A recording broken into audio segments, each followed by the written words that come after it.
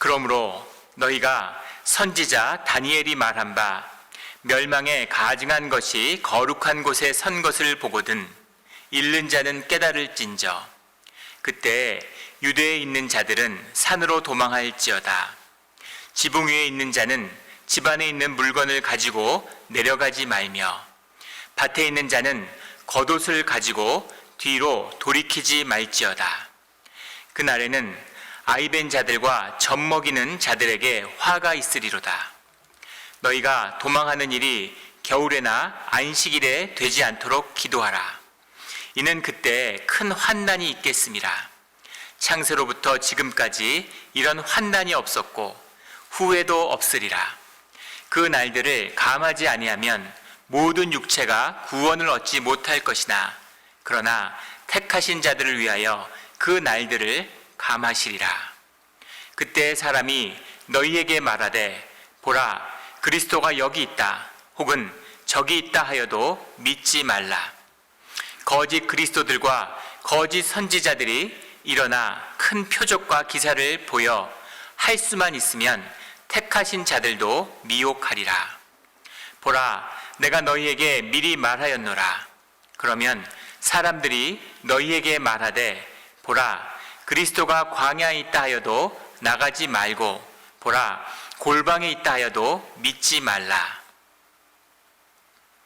번개가 동편에서 나서 서편까지 번쩍임같이 인자의 임함도 그러하리라. 죽음이 있는 곳에는 독수리들이 모일 것이니라. 아멘. 오늘 주님은 우리에게 종말에 대해서 말씀하고 계십니다. 우리 지난주에 나누었던 말씀처럼 마지막 때 그때 일어날 징조가 무엇인지 그날에 어떤 일들을 우리가 준비해야 되는지 봐야 되는지 그 종말에 대한 말씀이죠. 종말이란 무엇이고 종말을 우리가 어떻게 분별하며 종말 가운데 우리 주의 자녀들 그리스도의 성도들은 어떠한 삶의 도전을 맞이하게 되는가에 대한 도전의 말씀이죠. 우리 정말 이 말세와 같은 악이 흥하는 이 고난의 세태 가운데 주님의 말씀을 받아 주님의 말씀을 뜻을 선명히 분별하는 이 시간이 되기를 예수 그리스도의 이름으로 축원합니다. 오늘 본문 말씀 마태복음 24장 15절의 말씀은 이렇게 시작하고 있습니다. 그러므로 너희가 선지자 다니엘이 말한 바 멸망에 가증한 것이 거룩한 것에 선 것을 보거든. 선지자 다니엘이 말한 바라고 하는 것은 다니엘서 12장 1절, 2절 그리고 11절, 12절의 말씀을 말씀하고 계시는 거죠. 다니엘서 12장 1절과 2절 말씀에 보면 이런 말씀이 나옵니다. 그때 내 민족을 호위하는 큰 군주 미가엘이 일어날 것이요 또 환난이 있으리니 이는 개국 이래로 그때까지 없던 환난일 것이며 그때 내 백성 중에 책에 기록된 모든 자가 구원을 받을 것이라. 하나님의 구원의 때가 이 땅 가운데 이루어지는 마지막 때의 심판이 있을 거라는 겁니다. 그런데 큰 군주 미가엘이 일어날 것이다 라는 건 이 세상의 공중의 권세 잡은 자들, 이 사단에 맞선 세상의 권세와 그 악에 맞서는 하나님의 선한 전쟁, 하나님의 천사장인 미가엘을 이 땅에 보내서 악과 싸우는 그런 역사가 이때 일어날 것이라는 거죠. 그 혼란과 그 환난의 중심은 바로 믿는 자들, 기록된 자들, 주님의 백성들을 주님이 구원하시는 때가 될 거라는 말씀입니다. 그리고 주님은 이어서 또 말씀하셨죠. 2절 말씀에 보면 땅의 티끌 가운데서 자는 자 중에 많은 사람이 깨어나 이미 죽은 자들, 음부에 내려간 자들, 땅의 흙과 같이 된 자들, 그들 중에서 많은 사람이 깨어나 영생을 받는 자도 있겠고 수치를 당하여서 영원히 부끄러움을 당할 자도 있을 것이며 예수 그리스도의 복음을 영접하지 못하고 십자가의 보혈의 은혜를 영접하지 못한 자들, 그 상태에서 음부에 내려갔던 자들 중에 모든 자가 아니라 많은 사람이 그들 가운데서 심판으로 끝을 맺은 자들도 있지만 그들 가운데 다시 육신의 부활을 입어서 그래서 마지막 심판, 두 번째 마지막 심판을 받는 자들이 있을 것이라는 거죠.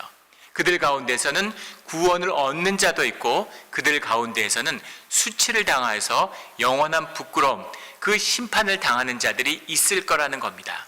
티끌 가운데서 자는 자 중에서 깨어나는 자들이 있다는 말씀은 그 이 땅에 임하는 주님의 심판과 마지막 때에 주님이 오셔서 이루시는 일이 우리가 경험하고 있는 이 현상 세계의 일, 우리 그 육신 가운데 있는 이 물질 세계 가운데 있는 물리학자들이 얘기하는 이 시공간에 있는 4차원의 세계에 있는 이런 시간의 역사 속에서 일어나는 일 그 이상이라는 거죠. 그것을 뛰어넘는 차원이 없는 주님의 차원, 무한한 차원의 일, 그 일과 이 차원의 경계가 무너져서 주님이 이 땅에 오심으로 그 모든 현상세계 차원이 붕괴되고 주님의 세계가 임하는 그런 세계가 될 거라는 겁니다. 죽은 자들이 다 깨어나면 그러면 이 땅이 좁아서 그 사람들은 다 어디 있을까? 이제 그런 생각은 하실 필요가 없는 거죠. 주님의 세계입니다.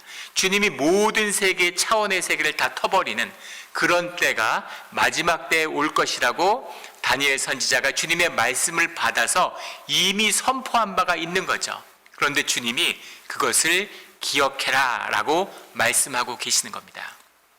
주님이 말씀하시기를 잃는 자는 깨달을진저 이렇게 들어있죠. 이것이 성경이 가리키는 성경에 흐르고 있는 가르침의 그 중심이 잃는 자는 깨달을진저 귀 있는 자는 들을지어다. 이미 새롭고 있지 않았던 것을 주님이 말씀하시는 것이 아니라 말씀을 통해서 너희에게 주어졌던 것, 너희 안에 이미 경험되어져서 알고 있는 것, 그것을 통해 너희가 깨달아라 라는 거죠. 너희가 보이는 것 속에서 보이지 않는 것을 볼 수 있어야 된다. 너희가 이미 받은 말씀 가운데 그 참뜻이 무엇인지를 깨달아 알아야 된다 라는 것이 성경이 증거하는 말씀입니다. 세상에 없는 새로운 말씀을 증거하는 것이 아니라 이미 주님을 통해서 너희에게 선포되었던 너희 삶의 자리에서 만났던 그 말씀 속에서 주님이 주셨던 그 뜻을 새롭게 깨닫고 기억해야 된다라는 것이 성경의 가르침이죠. 그것이 오늘 말씀에 잃는 자는 깨달을진저, 잃는 자는 깨달을진저, 오늘 말씀을 받아서 깨달는 우리 모두가 되기를 주의 이름으로 축원합니다. 이것이 주님이 주시는 말씀이죠. 가증한 것이 거룩한 곳에 선 것을 보거든. 유대인들은 역사적으로 이 사건을 안티쿠스 아피파네스라고 하는 안티오쿠스 4세죠. 역사적으로 보면 이 안티오쿠스 아피파네스가 이 시리아의 왕이었죠. 이 헬라 계통의 왕, 이 안티오쿠스 왕조라는 게 알렉산더에서부터 내려오는 그 장군 중에 한 명이잖아요. 근데 미친 왕이라는 이름을 들었던 이 안티오쿠스 4세가 예루살렘을 점령하죠. 왜 점령했는지 무엇을 노렸는지는 알 수 없는데 그것을 점령한 다음에 역사상 없었던 가혹한 그런 탄압을 예루살렘에 행합니다.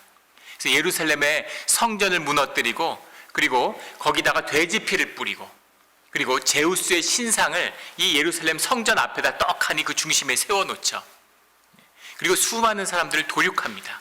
이 안티오쿠스 4세의 이 예루살렘에 대한 박해, 이것, 그 제우스 신상이 예루살렘 성전에 섰던 것을 이 다니엘 선지자가 말씀한 것이다. 이렇게 유대인들은 받아들이고 있어요. 그런데 그 사건만을 의미하는 것이 아니라는 것이죠. 그리고 이 역사적인 사건들은 반복해서 일어납니다. 티터스, 로마의 티터스가 완전히 예루살렘을 점령하고 제2성전을 파괴했을 때 그때 독수리상을 예루살렘 성전에 세우고 그리고 거기서 제사를 드리는 이제 그런 참남한 일을 행하게 되죠. 그리고 그 티터스의 동생이었던 도미티안 황제 때에는 거기서 한술 더 떠서 제우스 왕이나 독수리상이 아니라 자기의 신상을 예루살렘 성전에 세우고 완전한 예루살렘의 끝장을 선포하게 됩니다. 그런 참남한 일들이 계속해서 일어났는데 그 일들이 하나의 징조지 끝은 아니라는 거죠. 더 참남한 일들이 일어난다는 겁니다. 그렇다면 그 가증한 것이 거룩한 곳에 세워지는 이 참된 뜻은 무엇일까라는 겁니다. 주님이 말씀하시는 또 어떤 것이 세워지는 것입니까? 마지막 때의 징조에는 도대체 이 거룩한 곳에 무엇이 서야 되는 겁니까? 라는 그 말씀의 본질에는 바로 이 성전이라고 하는 하나님의 임재와 하나님과 함께하는 그 공동체의 깨끗한 구별된 주님의 백성이 있는 자리, 그 신앙의 자리, 그 말씀을 받는 말씀의 자리를 종교가 패하는 거죠. 거기에 쓴 것이 제우스 상이든 도미티안 상이든 독수리 상이든 그 무엇이든 간에 그 본질은 종교입니다. 우상이죠. 거짓된 종교로 이 말씀을 폐하는 바로 이 예루살렘의 모습이죠. 바리새인과 사두개인들, 제사장과 서기관들이 자신들의 그 회당 유대교로, 자신들의 그 유대교의 우상 숭배로, 자신들이 믿는 거짓 여호와로, 그거로 살아계신 예수 그리스도의 말씀을, 이 땅에 오신 하나님의 모든 복음을 폐하려고 하는 것, 이것이 바로 이 땅에 이금 서 있는, 가증한 것이 거룩한 곳에 서 있는 모습입니다. 이것은 오늘 우리 교회의 모습일 수 있죠. 인간들이 만든 교리, 인간들이 만든 종교, 인간들이 꾸며낸 기독교의 모습으로 예수 그리스도의 복음과 주님이 선포하는 말씀을 폐하려고 하는, 교리로 말씀을 바꾸려고 하는, 종교의 의식으로 예배를 대체하려고 하는, 이것이 바로 가증한 것이 거룩한 곳에 서는 것입니다. 이런 일이 일어나면 본질이 무엇입니까? 이 영적인 것, 본질적인 것, 이 실제의 것이 위협을 받는, 그것이 흔들리는 때가 오면 그때는 마지막 때가 온 것이다. 그때는 주님의 심판의 때가 온 것이다 라는 것을 기억해라, 읽고 깨달아라 라고 주님이 말씀하고 계신 거죠. 16절에 그때 유대에 있는 자들은 산으로 도망할지어다. 이 말씀, 유대에 있는 자들은 산으로 도망할지어다라는 건 구체적인 지침을 말씀하시는 건 아니지만, 이 말씀이 역사적으로 큰 의미를 가졌던 건 주후 68년에 베시피아누스 장군이죠. 뒷날 황제가 되지만 베시피아누스 장군이 자신의 군단을 이끌고, 로마의 3개 군단을 이끌고 예루살렘으로 처음에 진격해 올 때, 그때 왜 이방의 군대가 예루살렘을 둘러싸는 것을 보거든 그때가 최후의 심판인 줄 알아라, 이렇게 하는 말씀을 문자적으로 이해한 예루살렘에 있는 유대인 크리스찬들이 아 진짜 종말이 왔구나, 끝이 왔구나 라고 이 말씀을 기억하고 모두 다 예루살렘을 탈출하게 되죠. 그래서 베레아라고 하는 요르단 지역에 있는 산악지대로 모두 도망을 갔는데, 그것도 참 주님의 기가 막힌 섭리인 것 같습니다. 이 사건 때문에 예루살렘에 있던 유대인들이 살아남고 그들이 지중해 연안으로 퍼져서 기독교의 역사가 시작되는 거죠. 힘을 받고 시작되는 겁니다. 그래서 모두 다 산으로 도망하는 이제 그런 일들이 있었기 때문에 기독교의 역사 가운데선 이 말씀을 의미심장하게 받아들이는 거죠. 그런데 주님이 꼭 주후 70년에 있었던 그 사건만을 지칭하셔서 산으로 도망해라 이렇게 말씀해 주시는 그런 게 아니죠. 오늘도 우리에게 증거하고 계시는 겁니다. 그 환난의 때가 오면 그 환난을 피해야 된다. 그 환난이라는 건 상상할 수 없는 재난이기 때문에 그 재난을 피하라는 거죠. 그 재난 가운데 있지 말라는 겁니다. 그 재난 자체와 현상과 맞서 싸우는 일이 아니라는 말씀이죠. 이것이 주님이 주신 말씀의 본질이에요. 17절 18절에 보면 지붕 위에 있는 자는 집안에 있는 물건을 가지러 내려가지 말며 밭에 있는 자는 겉옷을 가지러 뒤로 돌이키지 말지어다. 소돔과 고모라의 얘기를 그대로 말씀하시는 거죠. 멸망의 때 이 현상의 세계가 모두 무너지는데 롯의 아내처럼 뒤를 돌아보는, 현상에 연연하는 그런 일을 하는 자는 죽는다는 겁니다. 집에 불이 나면 제일 먼저 해야 되는 일은 빨리 문을 열고 도망 나가는 일이라고 해요.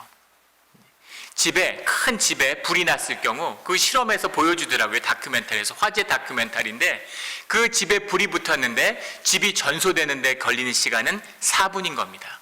그래서 4분 안에 집을 벗어나서 탈출해야 되는데 사람들이 왜 불이 나면 집 안에서 죽을까? 왜 죽을까요? 보석과 돈을 챙기다가 죽는다는 거예요. 그걸 챙기다가 가스를 들이켜서 정신이 혼미해서 기절하고 그 상태에서 불이 나니까 타서 죽게 된다는 거죠. 현상의 세계가 몰락하는데, 현상의 세계가 무너지는데 너희의 생명을 붙들어야 된다는 거죠. 너희의 본질을 붙들어야 된다는 거죠. 가장 소중한 걸 붙들어야 되는데 현상에 연연하면, 돈에 연연하면, 가진 것에 연연하면 소돔과 고모라의 멸망 때처럼 너희들은 죽게 된다. 현상이 아니라 너희에게 정말 중요한 것이 무엇인지 그것을 붙들어라 라는 말씀이죠. 그것을 유대인들이 익숙한 소돔과 고모라 때 그 일들을 하나님이 비유로 말씀하고 계시는 거죠. 예수님이. 18절에 밭에 있는 자는 겉옷을 가지러 가지 마라. 겉옷을 지워서 그것을 입고 나가야지. 그렇게 해서는 안 되고 바로 그 길을 피하는, 그런 지혜가 있어야 된다. 그런 분별이 있어야 된다라는 말씀이죠. 19절에 그날에는 아이 벤 자들과 젖 먹이는 자들에게 화가 있으리로다. 아이 벤 자들과 젖 먹이는 자들에게는 그 자녀가 의미하는 것이 무엇이겠습니까? 자녀라고 하는 것은 다음 세대의 소망이죠. 우리가 이미의 땅에서 어떻게 살아도, 어떤 모양으로 살아도 그 삶을 이겨낼 수 있는 그 이유는 자녀들이 있기 때문이잖아요. 그 자녀에 대한 소망으로 다음 세대에 대한 소망, 자녀의 삶에 대한 소망과 희망이 있기 때문에 현재의 어려움을 이겨낼 수 있는 거죠. 그런데 이 마지막 때에는 그 세상과 현상과 세상을 향하여 가지는 그 소망이 너희들에게 저주가 된다는 겁니다. 왜냐하면 현상세계가 끝이 날 것이기 때문인 거죠. 희망 고문인 거죠. 희망이 없으면 체념을 하면 좋은데 희망이 있다고 믿기 때문에 사람을 점점 더 고난과 어려움 속으로 내모으는 그런 잔인한 세태가 일어난다는 겁니다. 크리스찬들도 소망이 있어요. 세상 가운데도 소망이 있습니다. 그런데 하나님의 종말의 때 주님의 자녀들이 갖는 심판 뒤에 주님의 구원을 향한 소망, 그 소망이 고난을 이기는 희망과 우리의 힘이 되어준다는 거죠. 그것이 구원의 힘이 되어준다는 겁니다. 닻이 되어준다는 거예요. 그런데 그것이 아닌 세상을 향한 소망, 세상 가운데 있는 소망, 그 소망이 점점 더 저주가 되고 삶의 굴레가 되어서 삶을 더 고통스럽게 하는 세상, 그것이 마지막 때의 모습이 된다는 거죠. 왜냐하면 세상 가운데는 소망과 희망이 없기 때문입니다. 이때만 지나가면 나아지겠지, 정말 어렵지만 또 나아지겠지, 괜찮아지겠지 하는 그 희망과 소망이 점점 더 삶을 고통스럽고 어렵게 만드는 때, 이것이 마지막 때의 모습이 될 것이다 라는 주님의 말씀이죠. 그래서 세상을 향한 소망, 현상세계를 향한 소망, 그것을 끊는 것, 그것이 없는 것이 너희에게 복이다 라는 거죠. 세상을 향한 미련을 모두 끊는 우리 성도님들이 되시기를 주의 이름으로 축원합니다. 20절에 너희가 도망하는 일이 겨울에나 안식일이 되지 않도록 기도하라. 주님의 은혜로 70년에 예루살렘이 망할 때는 여름이었습니다. 그래서 그나마 그 도망하는 이 예루살렘의 유대인 크리스찬들이 68년에 도망칠 때 은혜가 함께했던 것이죠. 그런데 겨울에나 안식일이 되지 않도록 기도하라 라는 뜻은 무엇일까요? 왜 안식일이 되지 않도록 기도하라? 어차피 멸망이 오는데 어차피 종말이라면서 왜 안식일에 되지 않도록 기도하라는 말씀일까? 안식일에 드리는 예배, 이 안식일의 예배를 너희가 지켜야 된다라는 뜻이 이 안에 담겨 있는 거죠. 이 속에는 더 깊은 이 종말의 때에 일어나는 싸움, 마지막 환란 때의 대혼란의 중심이 바로 영적 전쟁이라는 걸 의미하고 있는 겁니다. 사단의 공격으로부터 그들을 주님이 보내는 미가엘 천사가 싸운다는 것, 성령이 그를 지키신다는 것은 주님의 선하신 역사와 사단의 악한 권세의 마지막 때의 이 현상에서의 싸움이죠. 세상은 거짓으로, 껍데기로 이루어져 있기 때문에 거짓의 권세를 가지고 있는 사단이 위력을 발휘하는 겁니다. 그런데 그 현상이 무너질 때 거짓과 참된 주님의 복음의 싸움이 일어나는데, 그때 주의 자녀들은 이 주님의 복음과 말씀을 붙들고 주님을 붙드는 안식일을 붙드는 것을 위해서 예배 드려야 된다는 거죠. 그것이 너희를 구하는, 그것이 너희를 살리는 길이 될 것이라는 겁니다. 왜냐하면 그 본질이 악에 있기 때문인 겁니다. 영적 전쟁에 있기 때문인 거죠. 진짜 그럴까요? 안티옥스 4세가 예루살렘을 침탈하는 날이 어떤 날이었을까요? 안식일이었습니다. 안식일 날 쳐들어온 거죠. 나치 독일이 2차 세계대전을 일으키는 날이 무슨 날이었을까요? 1939년 9월 17일이었습니다. 폴란드를 침공함으로 세계 2차 대전이 시작됐는데 무슨 날이었을까요? 안식일이었습니다. 주일 예배를 드리는데 전차로 돌격을 개시했죠. 1941년 12월 7일 날 일본이 기습으로 진주만을 공습했습니다. 무슨 날이었을까요? 이제 다 아실만 하잖아요. 힌트가 다 나왔는데. 안식일이었습니다. 주일 예배를 드리는데 공습을 개시했어요. 1950년 6월 25일 날 북한 괴뢰가 남침을 개시했는데 그날이 무슨 날이었을까요?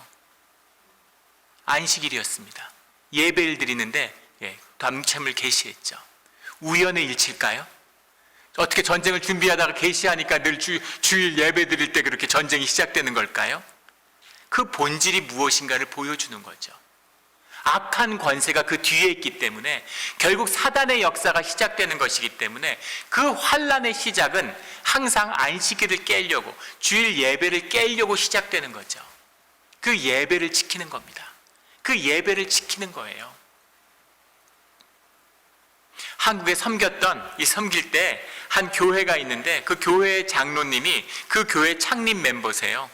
근데 그런 고백을 하시더라고요. 6.25가 났는데 그분이 교회에서 그때 종을 치고 계셨는데, 집사님이셨는데, 종을 치려고 할 때 6.25가 나서 도망을 가야 되는데, 피난을 가야 되는데 도저히 교회를 그냥 두고 떠날 수가 없어서 기도하다가 종을 치기 위해서 피난을 안 가고 서울에 남았다는 겁니다.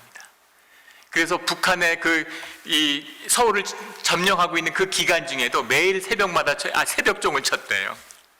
근데 그분의 고백이죠. 90을 넘은 그 집사님이 정말 신기한 거는 그렇게 주변에 있는 건물이 다 폭격을 맞아서 다 무너졌는데 교회는 멀쩡했다고, 교회에서 종을 치고 있는 이상은 교회는 무사하구나 하는 걸 그때 깨달았다라는 거예요.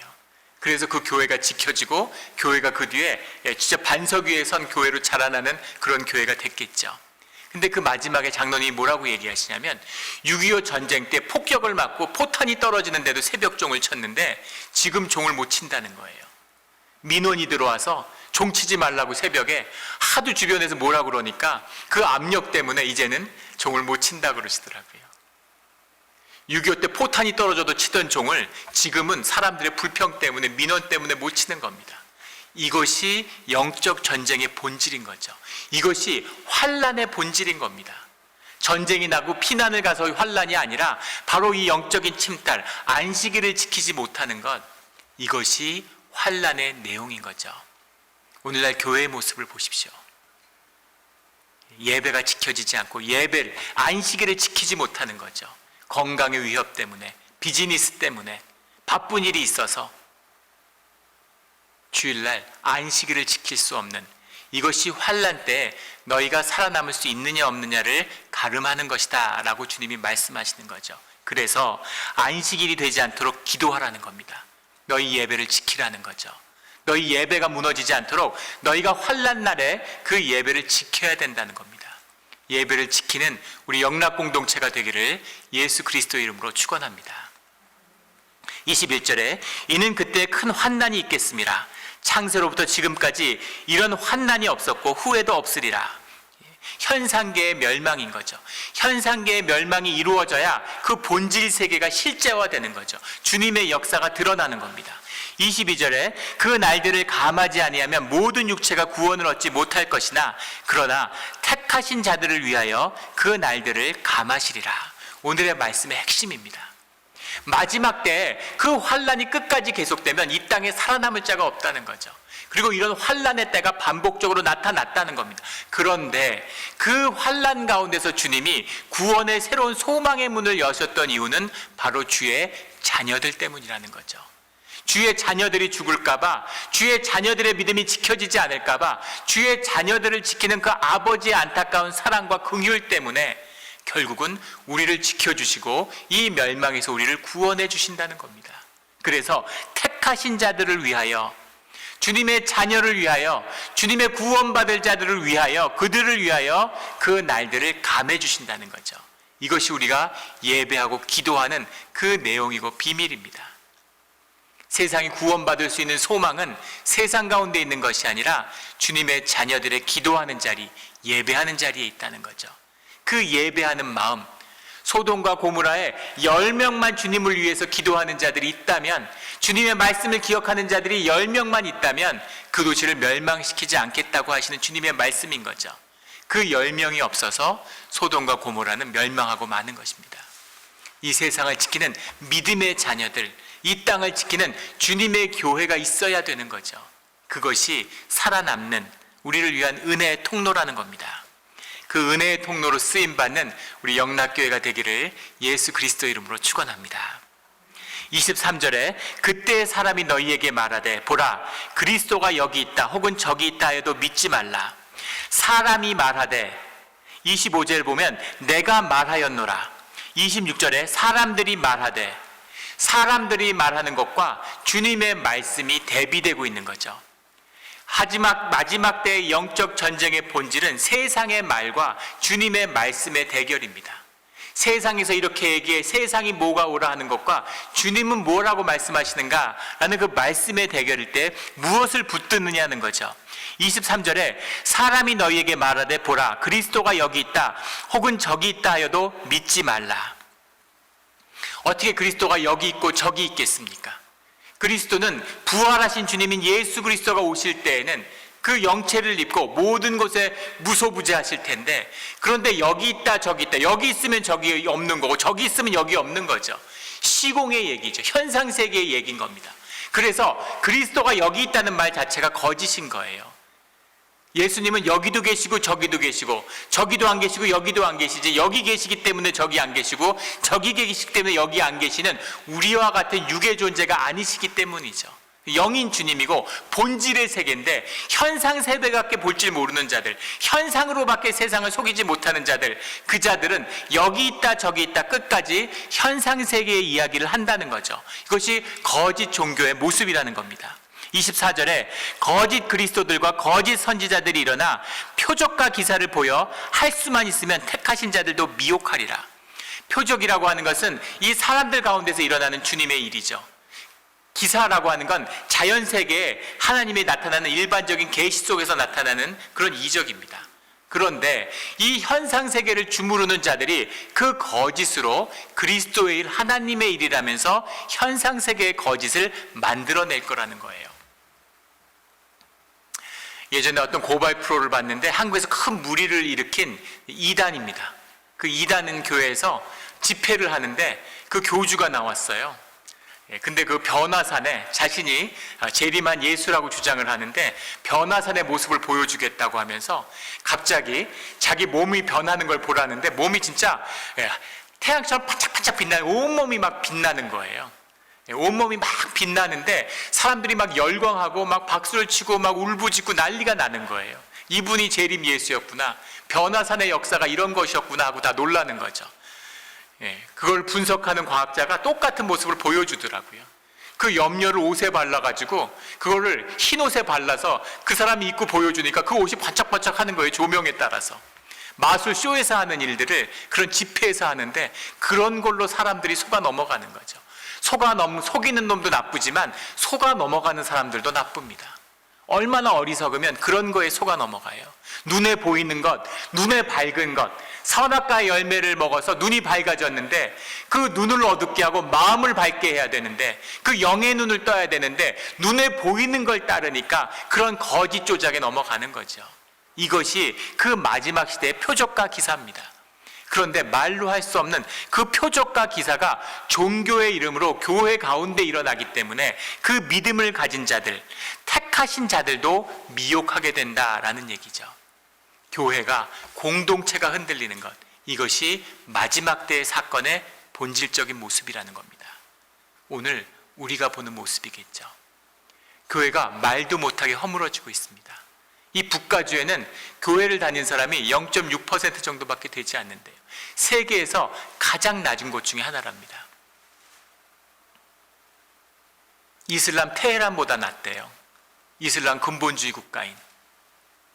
탄압이 있습니까? 박해가 있습니까? 종교적 공격인 거죠. 돈의 지배, 영의 어두움, 종교의 타락, 이런 것이 교회를 무너뜨리고 있는 거죠. 이것이 마지막 때에 나타나는 모습이다, 징조다, 주님은 말씀하고 계시는 거죠. 25절에 보라 내가 너희에게 미리 말하였노라. 내가 너희에게 미리 말하였노라. 이미 말씀하신 바라는 거죠. 26절에 그러면 사람들이 너희에게 말하되 보라 그리스도가 광야에 있다 하여도 나가지 말고 골방에 있다 해도 믿지 말라. 이것도 사람들의 얘기죠. 하나님은 광야에 있지도 않고 골방에 계시지도 않는다는 겁니다. 그러면 주님은 어디 계실까요? 27절에 번개가 동편에서 나서 서편의 번쩍임 같이 인자의 임함도 그러하리라. 그 시대의 사람들이 번개가 번쩍이는 걸 누가 보지 않을 수 있겠습니까? 번개가 치면 아무도 못 본 사람이 없죠. 누구나 번개가 동편에서 나서 서편까지 번쩍이는 것을 보게 된다는 겁니다. 28절에 죽음이 있는 곳에는 독수리들이 모일 것이니라. 시체가 있는 곳엔 독수리가 모여있고, 독수리가 모여있으면 시체가 있는 것을 그 당시에 그 아시아, 근동 아시아에 있는 모든 사람들이 다 알고 있죠.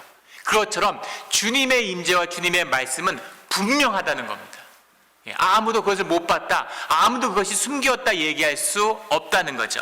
그 말씀을 계시록, 요한계시록 1장 7절에서는 이렇게 말씀하고 계세요. 볼지어다 그가 구름을 타고 오시리라. 그 마지막 때의 모습에 주님이 구름을 타고 오신다고 말씀하고 계세요. 주님이 정말 구름 타고 오실까요? 선호공처럼 근두운을 타고 오시나요? 그런 의미가 아니죠. 누구도 부인할 수 없는 주님의 임재와 주님이 이 땅에 임하시는, 주님이 말씀으로 함께 하시는 그 역사를 아무도 부인할 수 없다는 겁니다. 명백하게 현상세계가 무너질 때 주님의 본질의 세계가 아무도 못 본 사람이 없을 만큼 누구나 분명히 알 수 있는 말씀으로 주님의 임재가 우리에게 함께 한다는 거죠. 그것을 못 보는 자들, 그것을 속이고 속고 속는 자들, 그것은 오직 세상에 속한 자들의 문제, 영적 전쟁의 문제일 뿐이라는 겁니다. 누가 이 땅에서, 누가 교회에 다니면서 말씀을 듣지 못했다고, 말씀을 보지 못했다고 변명할 수 있겠습니까? 그 말씀을 듣지 않고 그 말씀을 종교로 패하는 것, 이것이 주님이 우리에게 주시는 마지막 때의 말씀인 거죠. 우리의 때가 마지막 때가 되지 않기를 원합니다.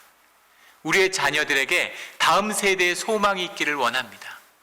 그 소망의 때를 이루는, 주님의 은혜를 받는, 주님의 심판이 십자가로서 우리에게 이루어지는 그런 교회를 보게 되기를 소원합니다. 우리의 기도가 그것 한 가지가 되기를 예수 그리스도 이름으로 축원합니다. 기도드리겠습니다. 하나님 아버지 감사합니다. 정말 멸망당해야 마땅할 그런 세상의 악과 집단악이 일어나는 것을 봅니다.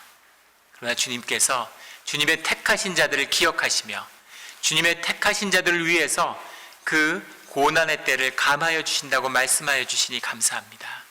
주님, 이 영적인 어두움의 시대에 이 안식일의 침탈을 받아서 교인들조차, 교회에서 나고 자란 자들조차도 안식일을 지키지 못하는, 주의를 지키지 못하는 이 세태에 주님, 우리의 믿음을 붙들어 주시고 우리에게 말씀을 주시며 새로운 때의 소망을 말씀하여 주시니 감사합니다.